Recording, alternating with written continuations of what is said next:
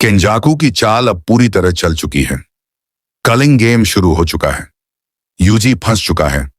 Megumi अपना plan तैयार कर रहा है और हालात अब पहले से भी ज्यादा खतरनाक होने वाले हैं, क्योंकि अब हर खिलाड़ी के पास सिर्फ दो रास्ते हैं, मारो या मरो।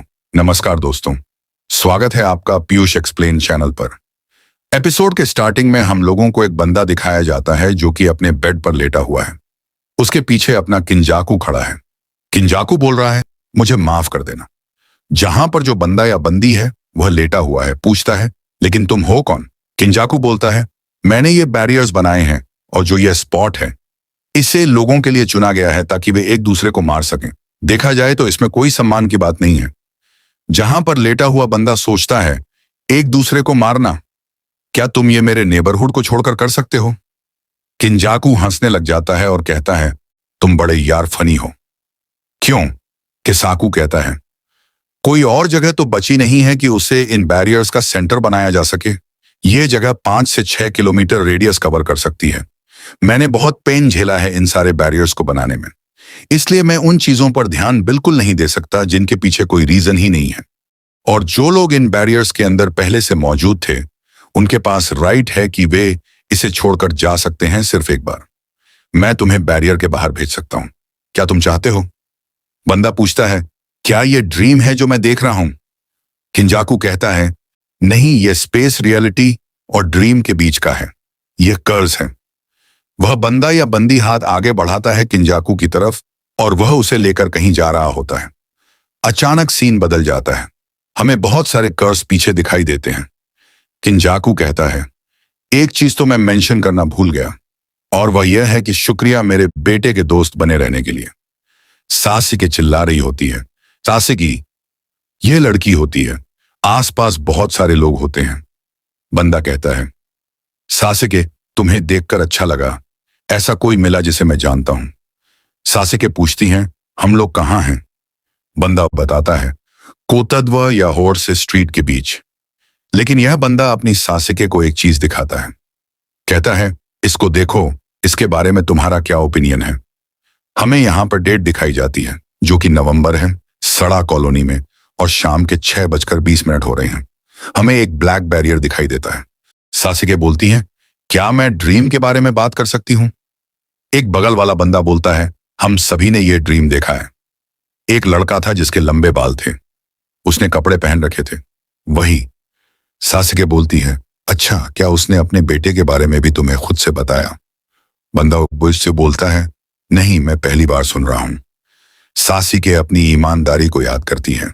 हमें इस एपिसोड का नाम पता चलता है, टोक्यो नंबर 1 कॉलोनी पार्ट 1।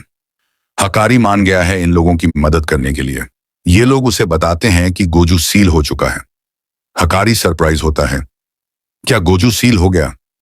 पांडा बताता है कि प्रिंसिपल भी मर चुके हैं। सब लोग कंसर्न दिखाते हैं, खासकर यूजी इतादोरी पर।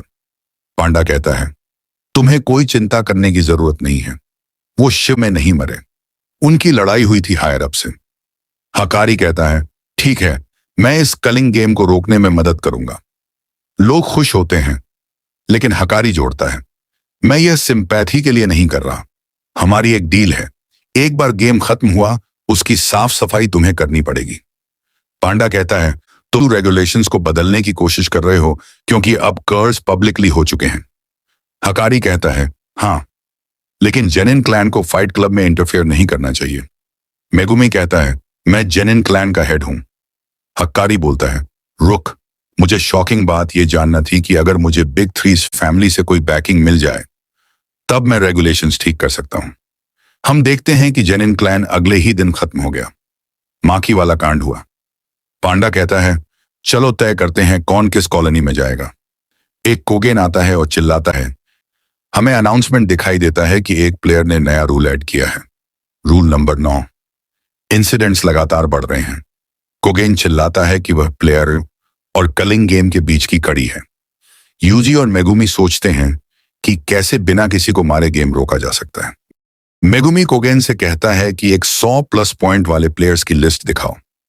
कोगेन जवाब देता है कि वह इतादोरी से जुड़ा है। मेगुमी समझाता है कि हमें ऐसा प्लान बनाना होगा जिससे सुमो की बच सके। लिस्ट में हाजिम काशिमो, हिरोमोई हिगुरमा दिखाई देते हैं। हगुरुमा के 102 पॉइंट्स हैं, काशिमो के 100। पांडा 8वें रूल याद दिलाता है, अगर कोई 19 दिन में कॉलोनी में नहीं आएगा, उसकी टेक्निक छीन ली जाएगी और वह मर जाएगा। मेगुमी प्लान बनाता है कि 100 प्लस पॉइंट्स वाले प्लेयर्स का इस्तेमाल करके नया रूल ऐड करवाया जाए ताकि सुमोकी बच सके। हकारी कहता है, यह नया रूल गेम को बंद नहीं करेगा। मेगुमी जवाब देता है, हम कुछ कंडीशंस लगा सकते हैं। यूजी, मेगुमी, पांडा और हकारी एंजेल को खोजने के लिए तैयार होते हैं। वे प्लान बनाते हैं कि पहले काशिमो और हगुरुमा के पास जाएंगे और नया रूल ऐड करवाएंगे। पांडा और हकारी टोक्यो नंबर 2 में जाएंगे। इतादोरी और मेगुमी अलग होंगे। किरारा बैरियर के बाहर रहेगी। नवंबर 11, दोपहर 12 बजे। सुमोकी को एंटर करने के लिए 7 दिन और 12 घंटे बचे हैं। कोगेन अनाउंस करता है कि प्लेयर्स एक दूसरे को मारने के लिए लड़ रहे हैं। यूजी और मेगुमी प्लान बनाते हैं कि हगुरुमा के बारे में जानकारी हासिल करें। यूजी के पीछे एमआई आता है और हगुरुमा की लोकेशन बताता है। मेगुमी एक लड़की से पूछता है, क्या तुम हगुरुमा को जानती हो? लड़की बताती है कि हगुरुमा शिंजुकू में है। एपिसोड यहीं समाप्त होता है, धोखा और सच्चाई के बीच। अगला ड्रामा तय होने वाला है। यहां हर खिलाड़ी की एक कहानी है, लेकिन जीत उसी की होगी जो अंत तक टिकेगा। अगर आपको यह वीडियो पसंद आया हो तो अभी पीयूष एक्सप्लेन को सब्सक्राइब करें और तैयार रहिए अगले धमाकेदार एपिसोड के लिए।